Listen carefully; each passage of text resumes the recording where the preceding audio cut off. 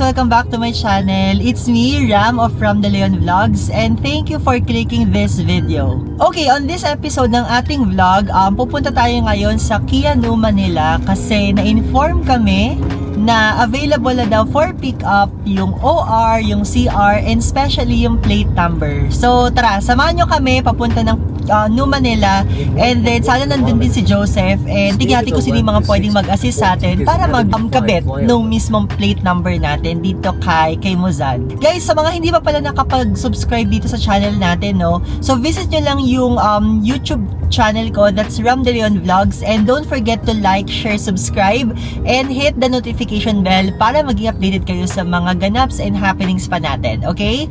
So tara, let's go!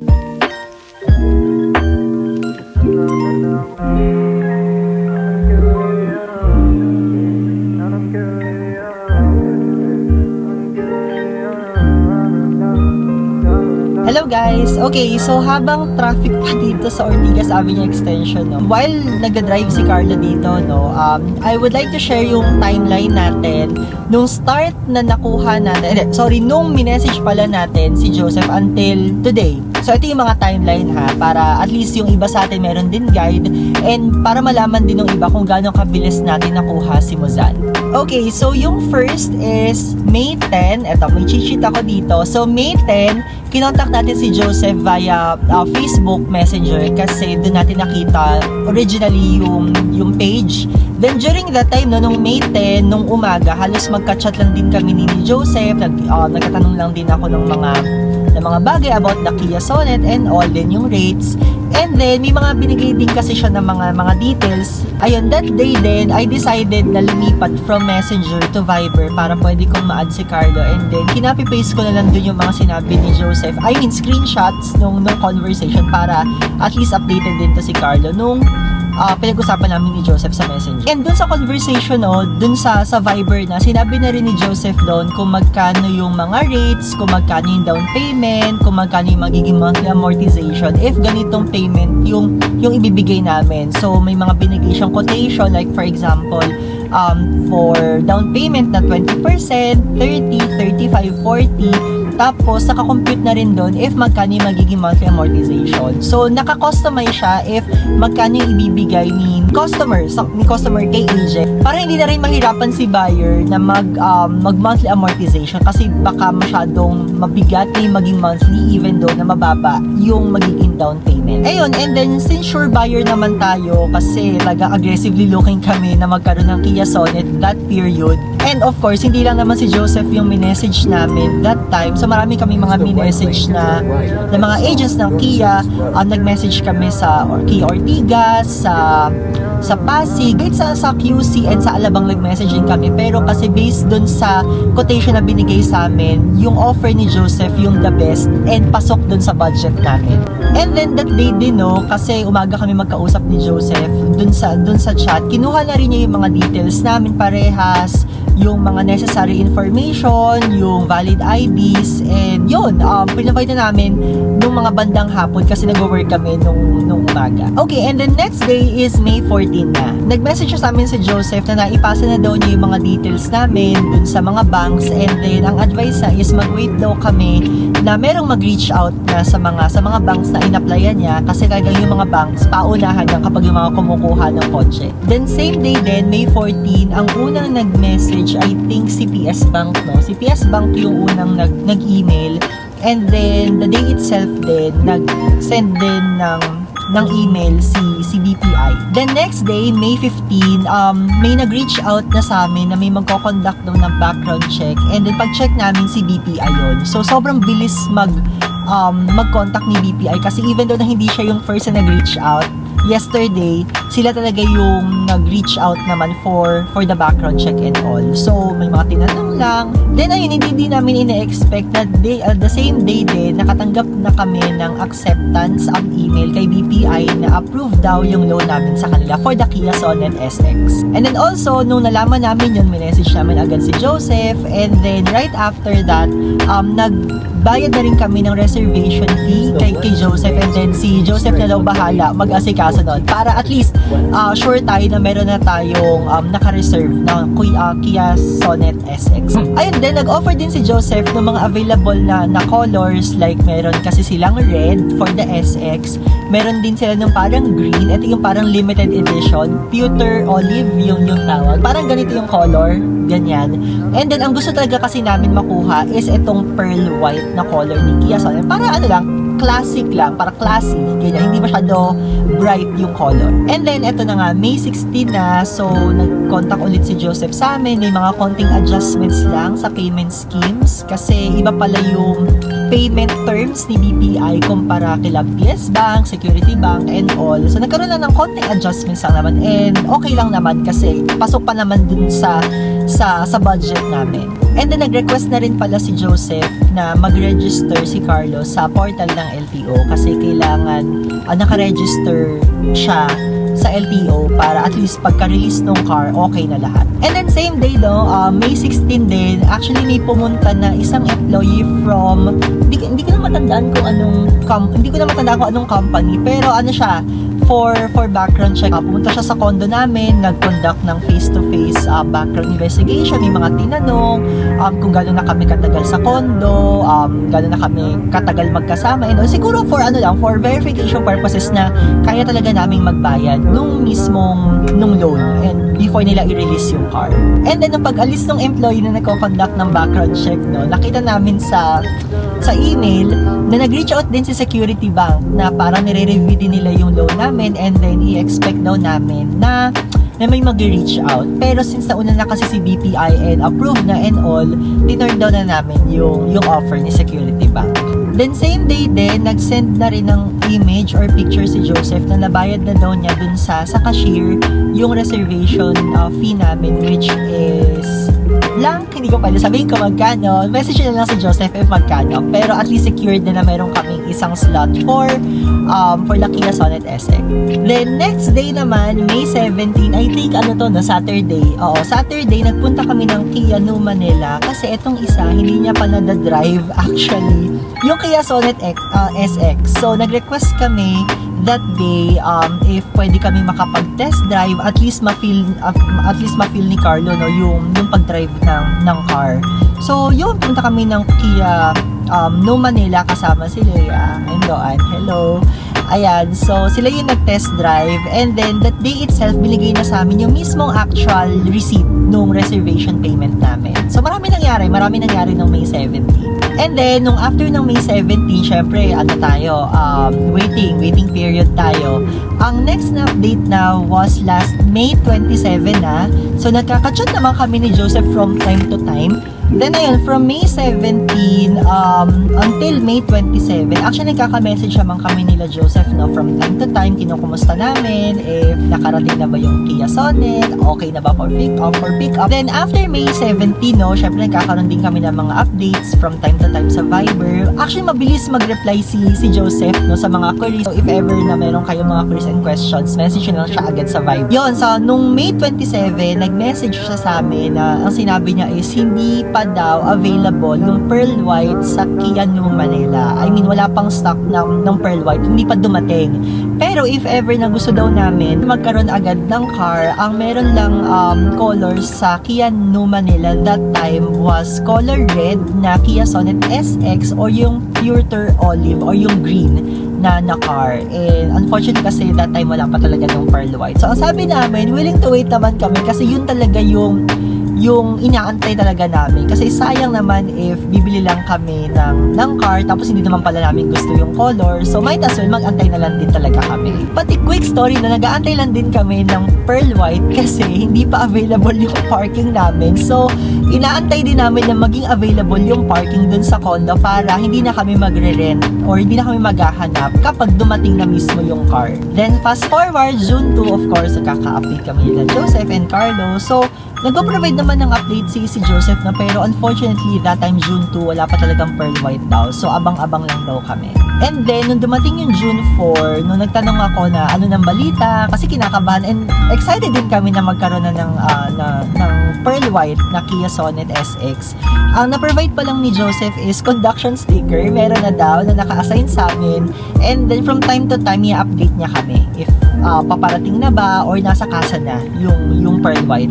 Then, June 8, yun nga, konting updates lang yung nangyari that time. And then, follow-ups din, pero wala pa talagang update dun sa pinagkukuhanan nila ng stock ng car. And then, ito na yung most exciting day kasi hindi namin ina-expect nung June 9, no, biglang nag-message si Joseph na parang, "Hi sir, good news, ganyan, available na po si Kia Sonet SX na pearl white.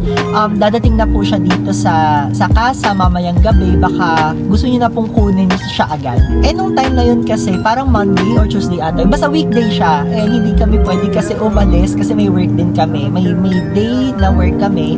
So ang sabi namin baka makuha namin siya ng weekend kasi available lang kami ng Saturday or Sunday. And sinabi rin ni Joseph na if ever na ganun nga, pwede kami pumunta ng Saturday kasi sarado daw yung cashier nila sa Kia New Manila ng Sunday. So, talagang kailangan namin mag-visit nung Saturday that week para at least ma-process and makuha na natin yung car. And then yung pala, no, nakalimutan ko, that week, yung Thursday nun kasi is holiday. So, tinanong din namin if open ba yung office ni Kia New Manila every holiday. Pero ang sabi kasi ni Joseph, open naman daw yung showroom and all, pero yung mismong cashier is naka-holiday. So, hindi pa rin kami pwede pumunta that Thursday. Then yun, the day after, June 10, tinanong din namin si Joseph if dumating ba yesterday, which is nung gabi, nung June 9, si Sonet, pero wala pa daw update. And then June 11, nag-send na ng message and picture si Joseph sa amin na nasa kasa na daw si Sonet SX and inaantay na lang daw niya kami talaga na i-pick up siya. So sobrang excited kami that day. Kung pwede nga lang kami talagang pumunta that day and the day after, pupunta na kami pero kailangan namin mag-wait until Saturday. Then yun na, nung June 14, that Saturday, pumunta na kami ni Carlo agad sa Kia New Manila. And then, yung adventure namin, no, about that, mapapanood nyo siya dun sa episode 1 ng Ram De Leon Vlog. So, the rest was history na. And then, yung timeline, after that, June 21, nag-message na din si Joseph. In-inform niya kami na available na daw yung official receipt. Tama? Oo, tama. Yung official receipt or yung OR. I-check lang din daw namin sa mga emails namin. Kasi dun daw sinend ng LTO or ng office nila. Then, pagka-check nga namin, yes, oo, meron na nga OR noong June 21. Then, ayun, fast forward, no, June 25, in-inform na rin kami na available na daw din yung CR or yung car register, basta CR, registration, and yung plate number dun sa Kia New Manila. So, until now kasi ang ginagamit namin is yung conduction sticker, which is, alam ko may parang validity lang to if until when siya gamitin, o parang 1 week nga lang ata. So, ayun, magiging official na talaga na merong plate number to si Mozan para hindi na kami mahirapan doon sa mga checkpoints and hahanapan pa kami ng mga OR, CR and all. Pero at least, meron na tayong plate number. So, ngayon, ayun, June 28, no, papunta na tayo ng Kia New Manila. Kaya, kukunin na natin yung plate number. And then, samahan nyo kami na makarating doon sa Kia New Manila. Kasi until now, no, 3:20, traffic pa rin. On the way pa rin kami dito sa road. Okay, so quick recap lang tayo, no. From May 10 na nakausap natin si Joseph until I think parang May 27 ata. Pwede na tayong kumuha ng car talaga noon.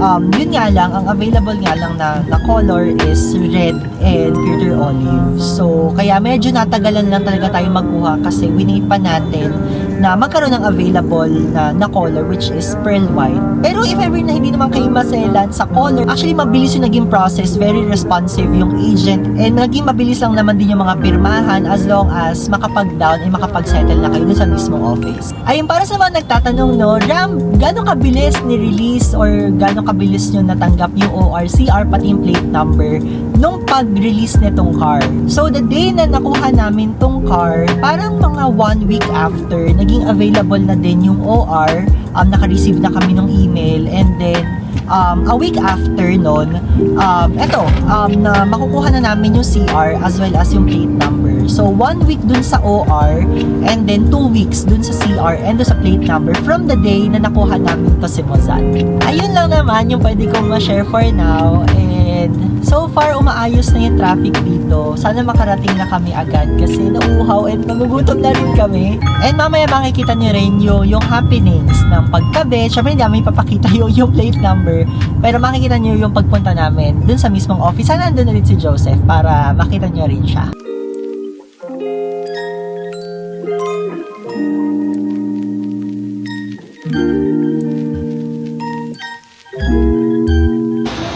So, dito na kami sa may LTO. Kuha kami plaka. And, na-meet na rin kami ni Joseph kanina. So, wait na lang kami.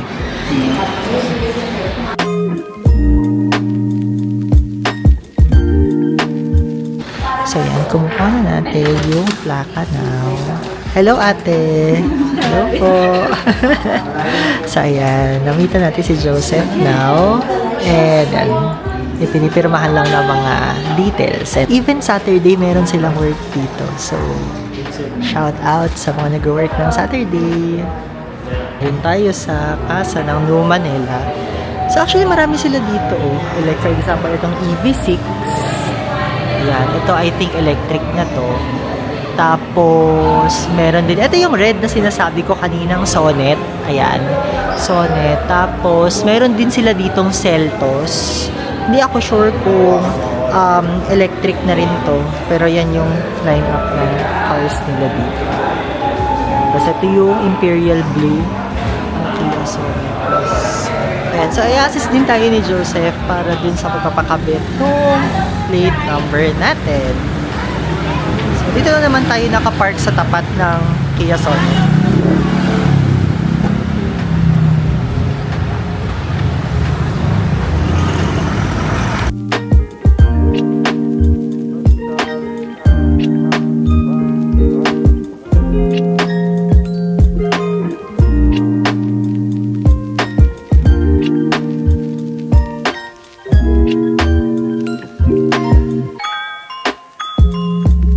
Hello guys! So yun, nakaalis na tayo dun sa Kia New Manila. Hello! So mabilis lang yung naging process natin ng pagkuha ng plate number pati nung mismong OR and CR. So hawak namin siya now. Ito siya. So syempre wala nang yung plate number, no? Nakabit na siya dito sa front and back ni Mozan. And then ang nandito na lang sa loob ng envelope is yung copy ng OR and CR. So yung CR pala, no, ang meaning nun ay Certificate of Registration. Hindi siya car registration or car registry. So mali tayo doon. So yun, nakuha natin yung OR and CR. And buti na lang naabutan natin doon si Joseph. Nandun din yung mga nakita natin before, yung sila Kuya Guard, tapos si Sir Pan nandun din, na nag-assist sa atin dun sa episode 1 natin. Very approachable talaga sila, and then very hands-on, lalo na sa mga naging clients nila kapag yung mga queries and questions, na-assist agad nila. So yun lang yung agenda natin for today sa Kia New Manila. And since hindi pa kami nagko-coffee and hindi pa kami kumakain for today, samahan nyo kami na pumunta ng Green Hills. Doon na tayo maghanap kung anong food or restaurants yung pwede natin kainin. And this is our first time na makakapag-park sa Green Hills. Kasi lagi kami nagko-commute before nung wala pa si Mozan. Okay, so samahan nyo kami. Let's go!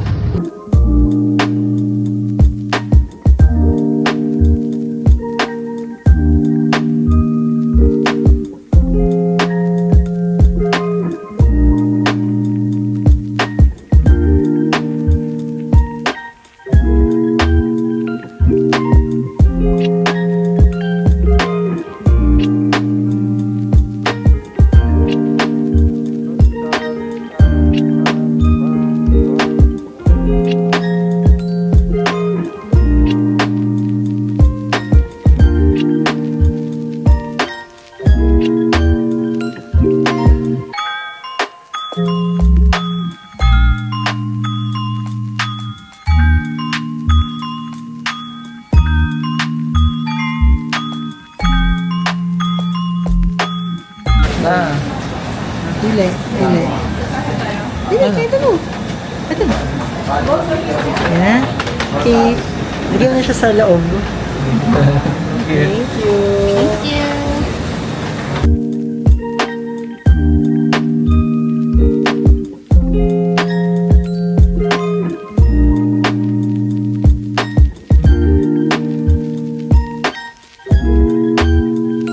Hello guys! So nakauwi na kami dito sa condo and nakapark lang kami dito somewhere kasi sobrang lakas pa nung ulan currently. So just want to share kasi kanina pumunta kami ng Zeus and mag-unbox tayo ng binili natin na blind box. So ito yung Zeus. Ayan. Actually tatlo yung binili namin. So may isa pang natitira dito. So eto, yay! So, titignan natin kung ano yung makukuha ni Carlo for today. Actually, anim siya. Isang blue. Ayan, isang blue, isang pink.